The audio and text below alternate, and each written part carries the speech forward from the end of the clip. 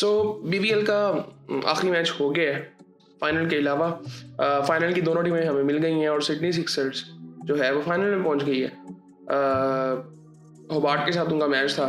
पहले बैटिंग की 198 रन उन्होंने बना दिए, जो कि एक अच्छा टारगेट था नॉकआउट के हिसाब से। सिडनी ने पहले बैटिंग की और स्टीव स्मिथ ने आज फिर 65 रन बना दिए 43 बॉलों में। 151 का स्ट्राइक रेट आज भी था उनका। 27 रन बनाए जी जोल डेविस ने और शॉ ने भी 21 रन बनाए, तो किसी तरह ये 198 तक पहुंच गए। और बॉलिंग की अगर बात करें होबार्ट की तो 3 आउट किए हैं जी। मेरेदिथ ने 2 आउट किए हैं, स्टैन लेक ने और रिशाद हुसैन ने। रिशाद हुसैन आई थिंक ये बहुत ज़बरदस्त अपॉर्चुनिटी थी उसके लिए ये साल, और आई थिंक बहुत अच्छा गया है उसके लिए अगर देखा जाए तो।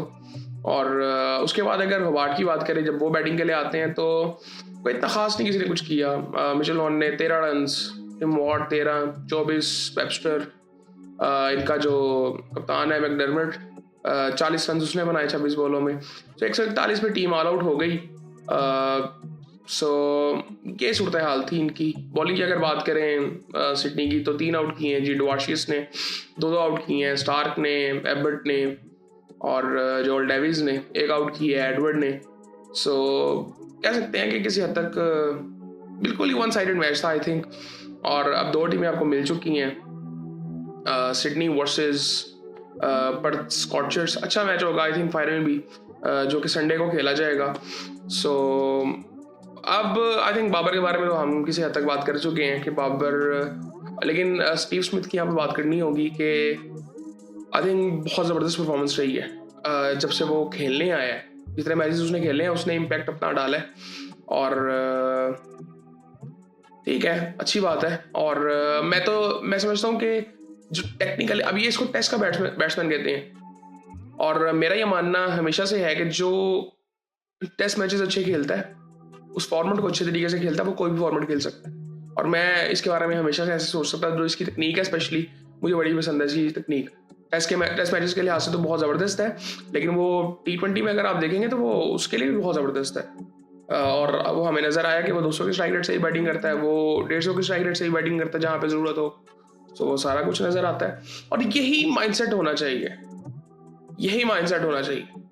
ये नहीं कि ठीक है जी मैं एंकर हूँ तो मैंने ऐसे ही खेलना है, नहीं, आपने अपनी गेम को बेहतर करना है टाइम के साथ साथ। दुनिया ने चेंज किया, हमारे पाकिस्तान में अभी भी ये माइंडसेट है, अजीब सा माइंडसेट है कि मेरी गेम ऐसी है, मैं ऐसे खेलूंगा, मेरे इर्द गिर्द लोग। ये नहीं ऐसे होता भाई, आपको बेहतर करना है अपने आप को। अभी मैं एक एक्टर है हॉलीवुड के, उनको मैं एक पॉडकास्ट पे देख रहा था, द ग्रेट क्रिकेटर पे। मैं उनका नाम भूल रहा हूँ, मैंने उनकी मूवीज भी देखी हुई हैं। वो बात कर रहे थे और उन्होंने बड़ी सेंसिबली, बहुत आई थिंक वाइज विजडम नजर आ रहा था कि उनका नॉलेज कितना बेहतर है क्रिकेट को लेके, वो जिस तरह से वो फॉलो कर रहे थे। और वो उनके बारे में काफी बात ऐसी होती भी है कि वो क्रिकेट के बहुत बड़े फैन है। मतलब वो कई शोज में गए तो उनसे पहला सवाल क्रिकेट का किया जाता था। सो यार मेरे कहने का मतलब सिर्फ ये है कि उन्होंने कुछ बातें ऐसी की कि बाबर ने अपने आप को बेहतर नहीं किया, अपनी गेम को बेहतर नहीं किया। मैं हमेशा ये कहता हूँ कि वो अब तो ये बातें भी होती है ना कि वो स्पिन को बेहतर नहीं खेलता, ये यहाँ से ना वो खत्म हो चुका हुआ है बाबर। वो इवॉल्व कर ही नहीं पा रहा, वो इस चीज को उसने एक्सेप्ट ही नहीं किया कि मुझे बेहतरी की जरूरत है। मुझे लगता है उसको इस चीज को एक्सेप्ट करना पड़ेगा। अब पता नहीं कौन करवाएगा उसको ये चीज एक्सेप्ट।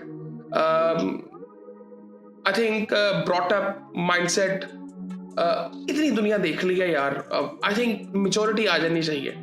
हम पहले बात करते थे अपने पुराने प्लेयर्स के बारे में कि यार वो मेच्योरिटी उनमें 30 के बाद आती है, यार अब 30 के बाद भी नहीं आ रही नजर, सीरियसली।